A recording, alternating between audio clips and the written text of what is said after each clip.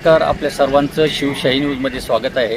आज आपण शिरूर नगर परिषदेजवळ आहोत आणि शिरूर नगरपालिकेच्या भ्रष्ट आणि मनमानी कारभाराला कंटाळून पुणे जिल्हा मनसे अध्यक्ष महबूब सय्यद हे आमरण उपोषणाला बसलेले आहेत आणि आज त्यांचा हा दुसरा दिवस आहे। आणि पहिल्या दिवशी शिरूर नगरपालिकेचे मुख्याधिकारी या ठिकाणी येऊन गेले आणि नेमकी काय चर्चा झाली आणि कसा प्रतिसाद मिळाला हेच आपण त्यांच्याकडून जाणून घेणार आहोत।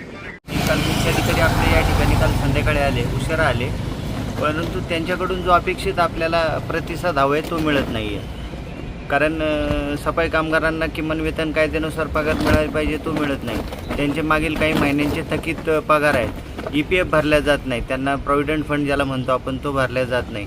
आमच्या ज्या प्रमुख मागण्या आहेत की बाबा घनकचऱ्याचा जो ठेकेदार आहे तो सार्वजनिक मालमत्तेची परस्पर विल्हेवाट लावतो आहे, त्याच्यावर गुन्हे दाखल झाले पाहिजे।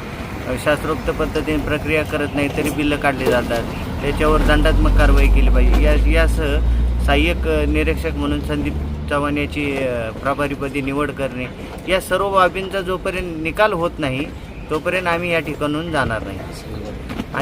आणि आजपासून सर्व सफाई कामगारांनी मला पाठिंबा दिलेला आहे, ते सर्वजण या ठिकाणी उपस्थित आहेत। काय पुढील भविष्य काळामध्ये जर पाहिलं तर हा दुसरा दिवस आहे आणि प्रशासन आज तुमचा अंत पाहते, नेमकं काय आक्रमक भूमिका घेणार आहे याच्यानंतर?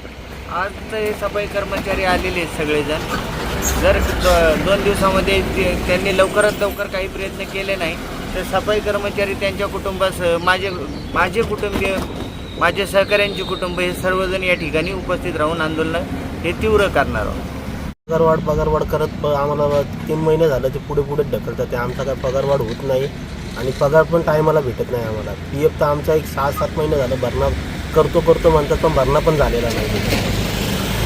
40 वर्षे काम करतोय नगर परिषदमध्ये, ते पेपचं जाऊन जुन्या मार्केटमध्ये 6-6 महिने पेमेंट नाही होत, काय करायचं? रात्री त्या पैसे येतात 10,000 रुपये घेऊन, रात्रीचे देतात। मग वाईट वेळ वक्त बोललं की त्याला लागतं, मिरची लागती।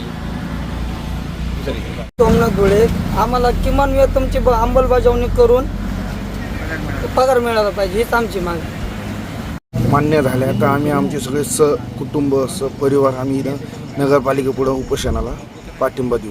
सय्यदभाई पगार आम्हाला तात्काळ मिळाला पाहिजे हीच आमची मागणी। आम्ही सर्वजण महबूबभाई सय्यद यांना आम्ही सर्वजण पाठिंबा देणार आहोत। जोपर्यंत ते उपोषण सोडत नाही तोपर्यंत आम्ही पण उपोषणाला बसणार आहोत। ताज्या घडामोडी जाणून घेण्यासाठी शिवशाही न्यूज यूट्यूब चॅनलला सबस्क्राईब करा। आपण हा व्हिडिओ फेसबुकवर पाहत असाल तर फेसबुक पेज फॉलो करा आणि शिवशाही न्यूज.com या आपल्या वेबसाईटलाही भेट द्या।